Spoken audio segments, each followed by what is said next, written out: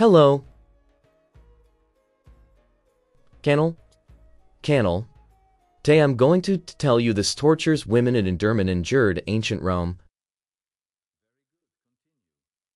Sit back, close your eyes, and immerse yourself in the story. Subscribe to my channel, and please don't forget to leave a comment. There is a moment. Somewhere in the 1st century of Rome's imperial age, when a girl is born into a household on the Esquiline Hill. The father is informed. He looks at the child, and he makes a decision. In Roman law and practice, the pater familias, the male head of household, the power of life and death over every person born under his roof. The raising a newborn from the ground, lifting it in acknowledgement. The ritual that granted the child a place in the family. If the father turned away, the infant was exposed, left outside the city walls or a designated spaded spot near the Tiber to live or die by chance or the mercy of strangers. Girl infants were exposed at significant rates than boys. This was not hidden. It was not considered shameful. It was ordinary. This is where the story of women in ancient Rome begins.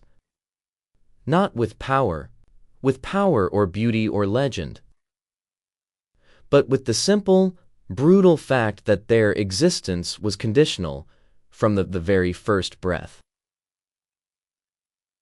To survive infancy as a girl in Rome was already an act of survival.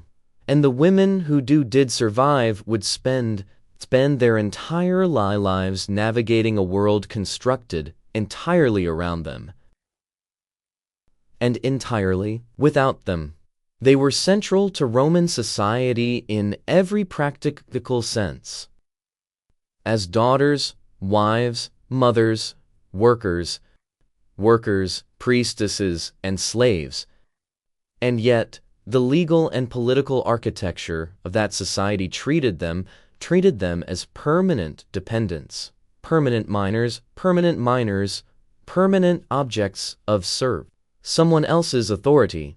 Understanding how they lived within that architecture, how they bent it, subverted it, endured it, and occasionally broke it, is the subject. The sources of our imperfect. Eng was produced by men, about men, for men. Women appear in these texts as idealized wives, dangerous temptresses, grieving mothers, or cautionary tales. Their own words survive only in fragments, a handful of letters, a few inscriptions on gravestones, occasional lines quoted by men who disagreed with them. Yet even these fragments, combined with archaeology, law codes, metal texts, and material culture, allow us to reconstruct something true about what it meant to be a woman in Rome. Not a comfortable truth, but a necessary one. Chapter 2. The weight of the father's hand, Patria Potestas. The Roman legal concept of Patria Potestas, the power of the father,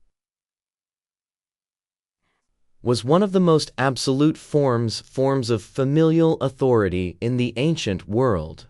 Under this system, a father held legal dominion over his children for as long as he lived, regardless of their age. A son of 40, a senator, a general who had commanded armies. If his father still lived, he remained leaned legally under that father's authority.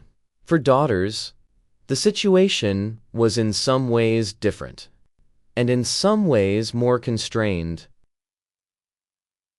When a woman married in the most common form of Roman marriage, sine manu, without the transfer of hand, passed out of her father's legal household and into a kind of legal limbo. She was no longer under pater potestas in the same way. She was not truly pendant either. She required a male guardian, a tutor for significant legal transactions. This guardianship, tutela mulierum, was justified by Roman jurists, the grounds that women were characterized by levitas animi, a lightness of mind, an inherent incapacity for serious judgment. The great jurist Gaius himself wrote this down in the 2nd century, and the casual confidence of a man who had never questioned it.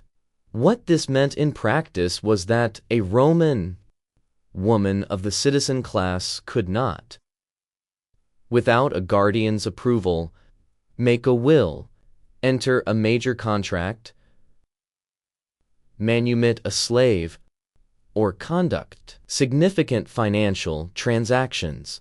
The law assumed she needed supervision not because of demonstrated incapacity, but because of her sex. And yet, as with so many Roman legal structures, the reality was more complex than the theory. Over centuries, the tutela mulierum was progressively weakened. By the late Republic and early Empire, guardians in many cases were little more than formalities, required to give assent, but unable to refuse without legal consequence.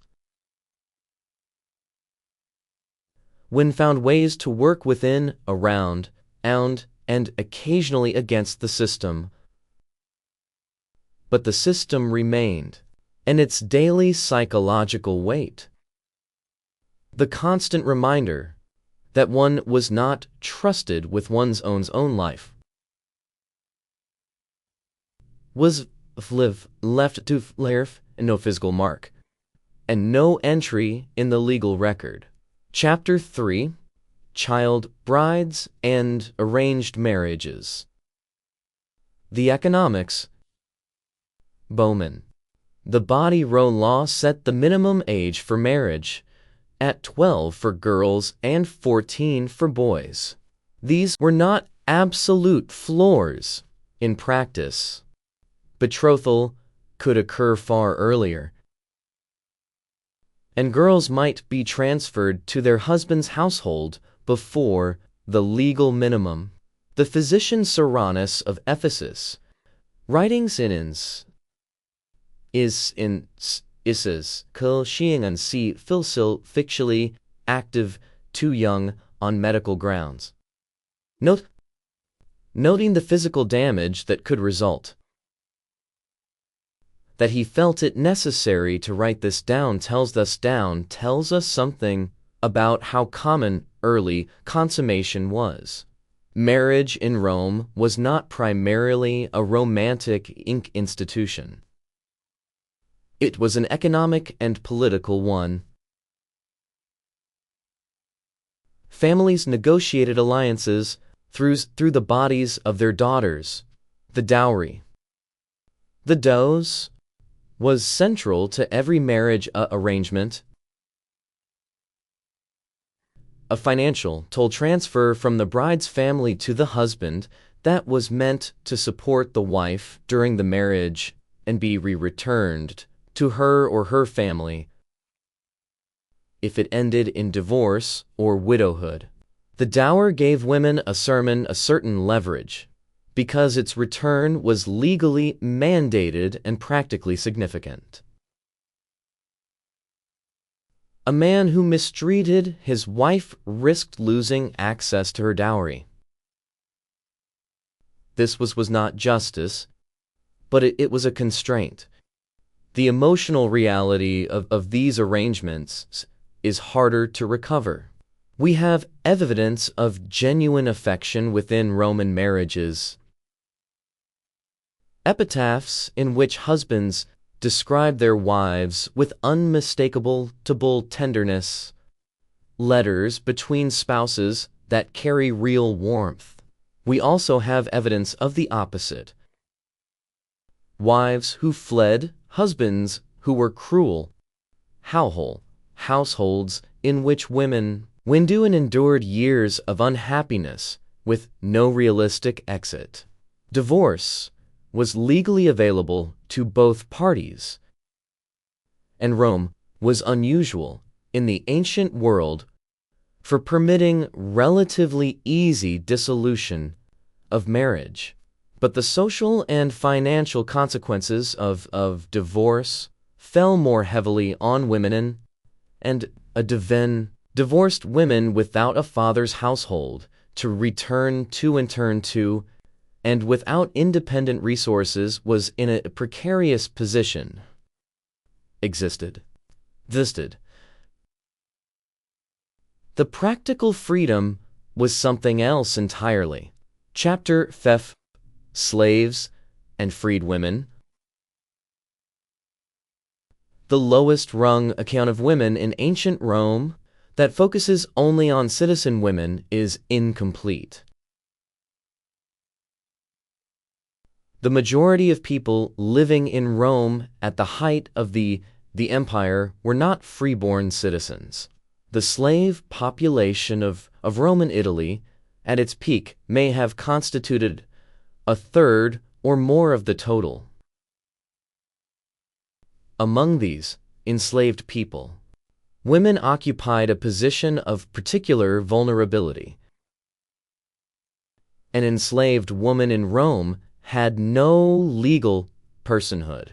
She could not own property, enter contracts, marry in any legally recognized sense, or protect her body from her owner's use. Roman law treated the sexual use of enslaved women by their owners as unremarkable, not as violation, but as property right. This was codified, normalized, and invisible in the way that only the most pervasive injustices managed to be. The children born of these encounters were enslaved from birth, belonging to the owner, not the mother. A woman could spend her entire reproductive life bearing children. She had no legal claimed children who could be sold away from her at any moment. And yet enslaved women resisted. The record of this resistance is fragmentary precisely because those in power had little interest in documenting it. But it is there. Enslaved women feigned illness, slowed their work, sabotaged household tasks, gathered information, passed it through the networks that formed invisibly among the enslaved population of a large household. Some sought manumission through cultivated relationships with their owners' wives, with patrons who might purchase their freedom. Freed women, once liberated, entered Roman society at its lower margins, carrying the permanent mark of their former status and then their legal designation as liberta. They owed their former owner ongoing obligations. The relationship of patron and client, then manumission created, was not a clean break, but a continuation under different terms. Still, freedom was freedom, and the women in Ox stood out with precision that those born into it rarely do. Chapter V, the body, the birth, and N. Ron Romeng understood the female body primarily as a reproductive instrument. The gynecological writings that survive from Soranus, from the Hippocratic tradition, from Galen, are detailed, sometimes surprisingly sophisticated, and consistently organized around a single central question. How does this body produce and sustain children? The woman as a person with experiences beyond reproduction is largely absent from these texts. She is a mechanism to be understood insofar as understanding her serves the goal of healthy offspring. Childbirth was the single greatest cause of death among women in the Roman world. Without antiseptics, without modern obstetric intervention, without blood transfusion or surgical capability in any way, we would recognize complications that are today routine medical events were then fatal. Prolonged labor, hemorrhage, infection, eclampsia. Each of these carried enormous mortality risk. Women knew this. They prepared for childbirth as one prepares for a serious possibility of death. Making offerings at temples, writing wills, entrusting children and property. The goddess Juno Lucina presided over childbirth. Prayers to her from women in labor fill the votive record from sanctuaries across the Roman world. The emotional experience of repeated pregnancy and infant loss is another dimension of Roman women's lives that the historical record only partially captures. Infant mortality in the Roman world devastating. Estimates suggest that somewhere between a quarter and a third of infants did not survive their first year. Women who bore many children often buried many children. The grief of appears in epitaphs, in letters, in the occasional private text. Someone allowed themselves to record what they actually felt. It appears in the archaeological record too, in the small grave goods placed with infant burials, in the evidence of mothers interred with their unborn children. This was the texture of ordinary female life in Rome. The accumulation of losses that no legal document acknowledged and no public ceremony mourned. Chapter Feast. Silence as virtue. The idealiment woman Rome produced an ideology of femininity so coherent and so relentlessly repeated that it functioned almost as weather, present everywhere, shaping everything, rarely examined, because it was simply the condition of life. The good Roman woman was chastity, obedient, silent, domestic, and fertile. She stayed within the house. She managed the household with quiet competence. She did not speak in public, did not seek political influence, did not display ambition of any kind that could be called her own rather than her husband's. She spun wool, The image of the Univira. The woman who had been married only once and remained devoted to that one man even after his death was the feminine ideal against which all real women were implicitly measured.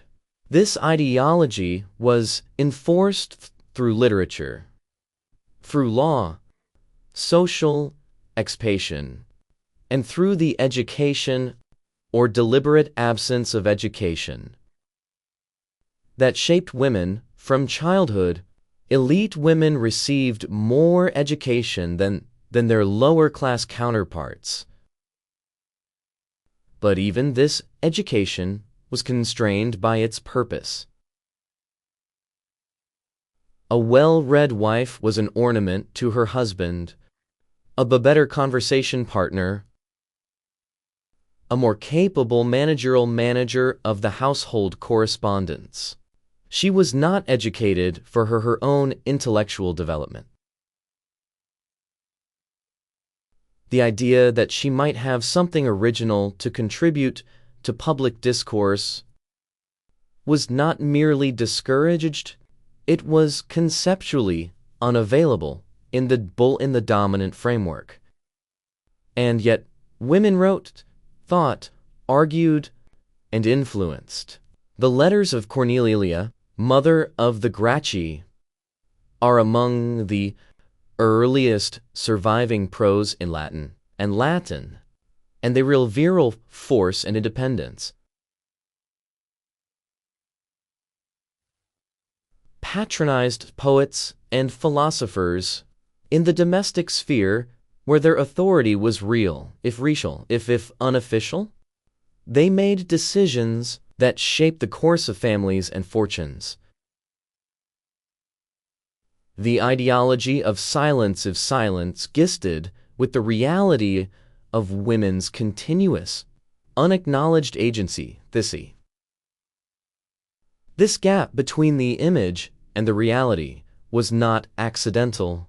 It was the mechanism by which women's power is exercised while being simultaneously denied, a system that allowed the men around them to benefit from female intelligence and capability, while never having to credit it. Chapter Vets, Vestal Virgins, Power, and its price among all the women of Rome. None occupied paradoxical position than the Vestal Virgins. The 6 women who served as priestesses of Vesta, goddess of the hearth, held a status unique in the Roman world. They were legally emancipated from male guardianship. They could own property and make wills without a tutor's consent. They had reserved seats at public games and ceremonies. Their persons were considered sacrosanct, and their testimony in court required no oath. In a legal system that treated women as permanent dependents, the Vest stood as extraordinary exceptions. The price of this exception was selected between the ages of 6 and 10 from patrician families. A Vestal served for 30 years, bound by an absolute vow of chastity. This vow was not symbolic. Its violation was punishable by death, specifically by burial alive in the Campus Celeritas, the field of the wicked. Practice that was carried out several times in Rome's history. The theory behind this punishment's theological. A Vestal's death could not involve bloodshed, because blood was sacred, and so the earth simply swallowed her. The reality was a woman or girl led an underground chamber, given a few days' worth of food and water, and sealed in to suffocate or starve. This happened. It was not metaphor. The historian Livy records in Livy words more instances. Later historians add more, and the men accused of the crime of being a Vestal's lover. Whether the accusation was true or fabricated for political reasons, beaten to death in the Comitium. The Vestias were at the center of Roman religious life. For over 1,000 years, their sacred fire, which they maintained continuously, was understood as the flame on which Rome's existence depended. This made them powerful, and it made them targets. In times of political crisis or public disaster, Vestals were accused of unchastity. In Vina, a convenient way to taint Rome's misfortunes, while simultaneously aiding women whose sacred status had made them inconveniently influential. Chapter of Drew. Women who fused rebellion, and record history has a tendency to record women's resistance only when it was dramatic enough or inconvenient enough to men to be impossible to ignore. What survives in the record is therefore a partial and somewhat distorted picture. The women whose refusals caused crises, whose intelligence embarrassed powerful men, whose persistence forced its way into texts written by people who would have preferred to omit them. But even this partial record is extraordinary. Hortensia, daughter of the great orator Quintus Hortensius, stood before the triumvirs in 42 BCE and delivered a speech arguing against a tax levied specifically on wealthy Roman women to fund the civil war. The speech was remembered and preserved because it was effective. The tax was reduced, and her oratorical skill was considered remarkable enough to document. What is equally remarkable and less often noted is that the triumvir's first response was to have her physically removed from the forum. She returned the next day and delivered the speech anyway. Resistance, in this case, meant it. The simple act of not leaving. Appia, the senator's wife who abandoned her family and sailed to Egypt with a gladiator, was a juvenile as an emblem of female depravity. What Juvenal could not acknowledge, because to do so would have undermined his entire satirical project, was Appia's choice, whatever its wisdom. She looked at the life prescribed for her and selected a different one. The women who ran illegal businesses, practiced medicine without official sanction, who wrote poetry under pseudonyms, who managed estates while their husbands were away on campaign, and then refused to relinquish control. When those husbands returned, each of these represents a form of resistance, rarely made it into the official record, but left Trajan's scholarship hastened to recover. Chapter IX. The marketplace and the street.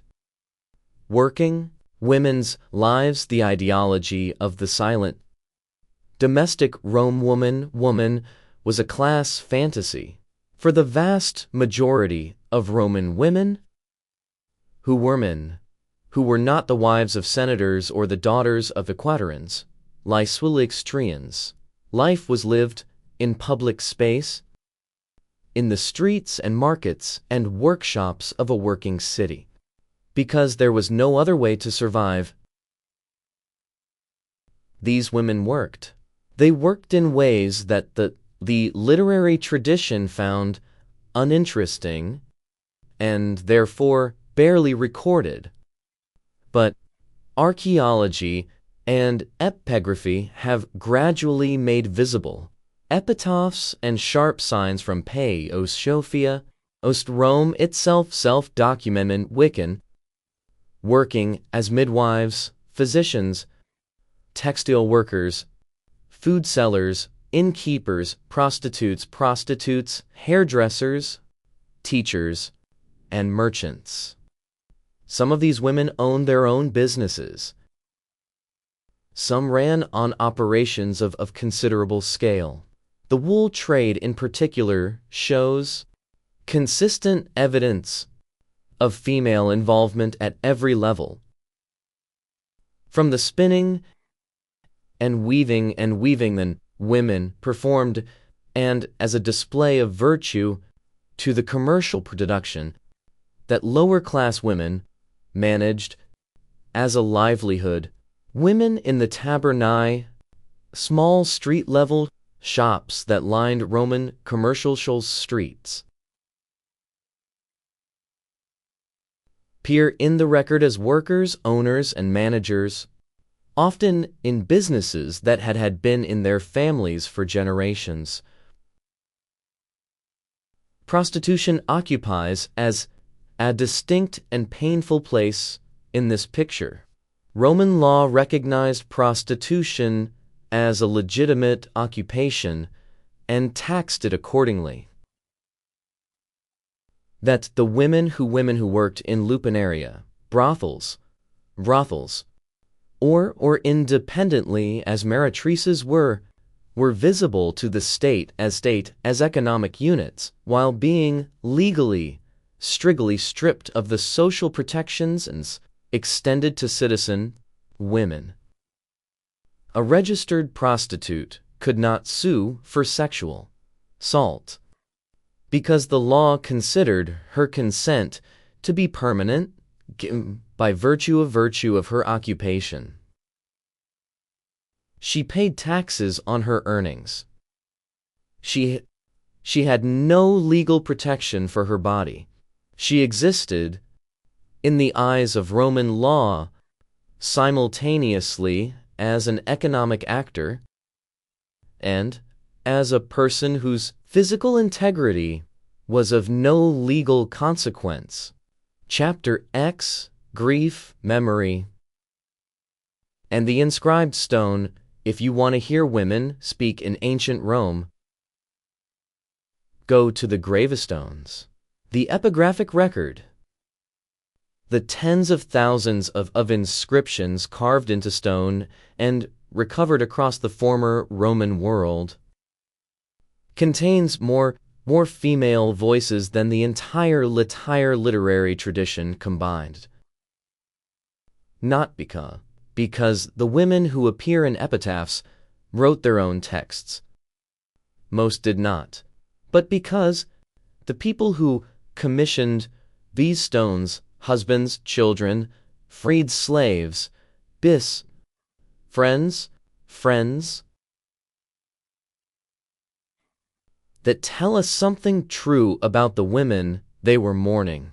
A freed woman named Alia Potestas is described in her epitaph with a specificity that takes the breath away across 2,000 years. She was the first to rise and the last to sleep. Her hands were never idle. She was modest in public and affectionate in private. She never a harsh word. She was quick to help and slow to complain. The man who wrote this inscription loved her. You can feel it in the accumulation of detail. To let her collapse in her praise. She worked hard.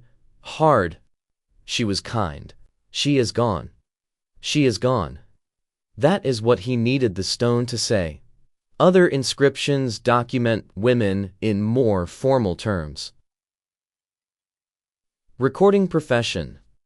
Commemorating public roles. Marking the end of lives that had been shaped by the full range of Roman female experience. From slave to freedwoman, to independent businesswoman, to devoted wife.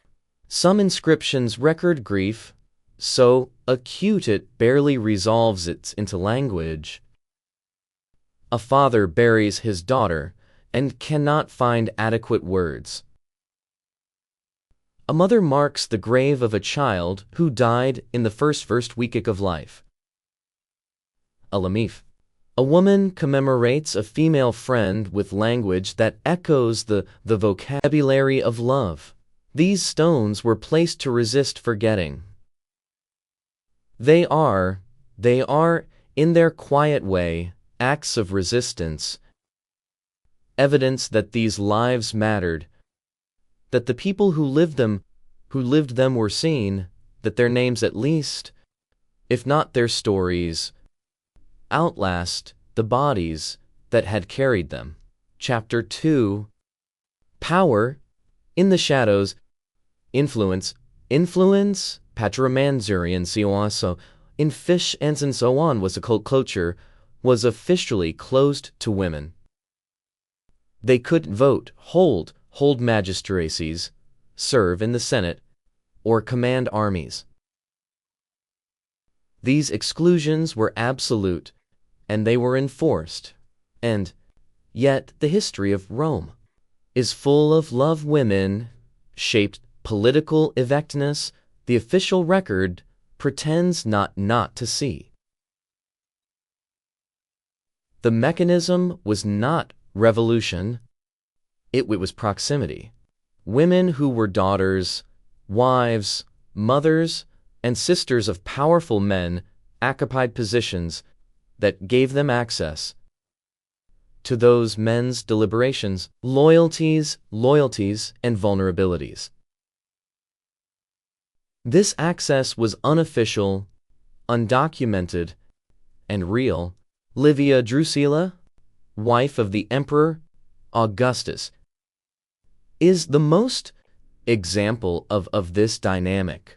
Ancient sources disagree about the extent of influence, some depicting her as a scheming manipulator, others as a dignified consort who stayed within appropriate bounds. But the disagreement itself is revealing. The question of how much power Livia actually exercised was a live controversy in her own lifetime, which means the power was visible enough to be debated. She outlived Augustus, was accorded honors that had no precedent for a Roman woman, and was eventually deified by her grandson Claudius. Her life's work, conducted entirely through informal channels, helped shape the Julio-Claudian dynasty for decades.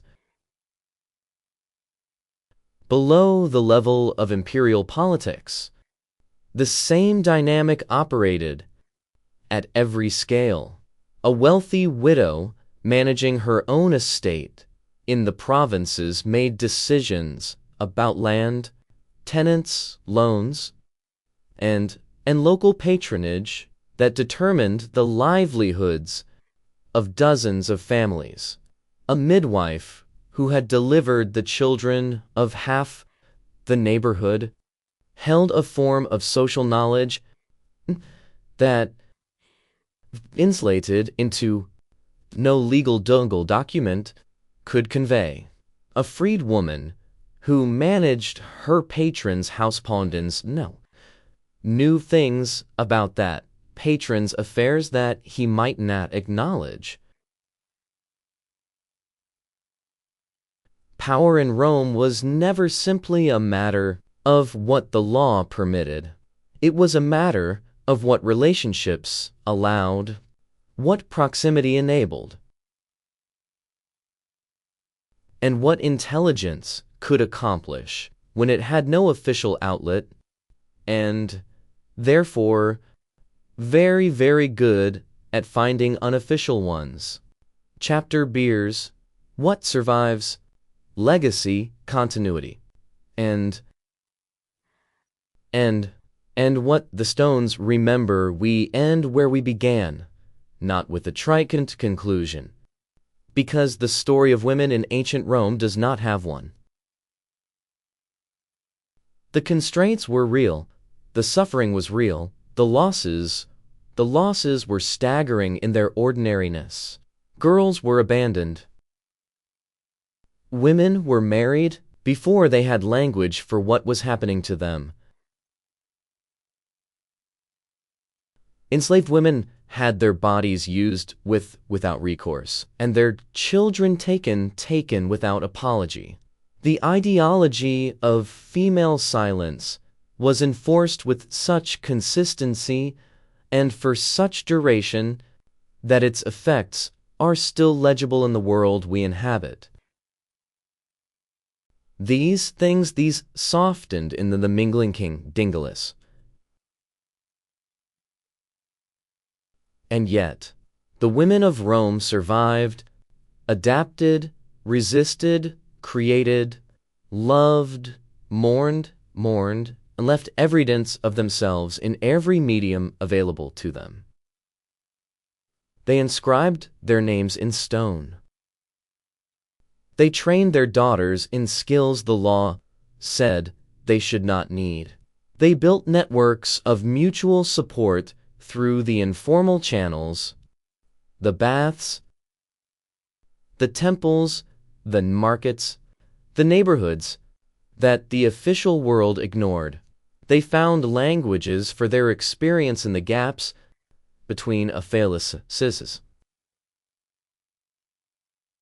In epitaphs written by those who loved them, in votive offerings placed at temple shrines, in the occasional letter or poem or legal document that escaped the general erasure. The historian Mary Beard has argued that the history of women is not a story of oppression interrupted by occasional heroism. A continuous, complicated negotiation between constraint and agency in which women were always active participants even when the structures around them were brutal. That argument finds its evidence everywhere in the Roman record if you look. The slave who outlived her owner and earned her freedom. The widow who refused to remarry and managed her own estate for 30 years. The midwife who delivered 10,000 children into the world and was remembered on a stone that Timothy of archaeologists found in the mud 2,000 years later. They were not waiting to be rescued. They were doing what do when the world as constructed does not accommodate them. They built something workable inside it, or they dismantled pieces of it quietly, or they wit with a ferocity that looked from the outside like patience. Their names deserve to be spoken. Their lives deserve to be understood. This is what the record allows us to do, perfectly, partially. And that, after everything, is not nothing.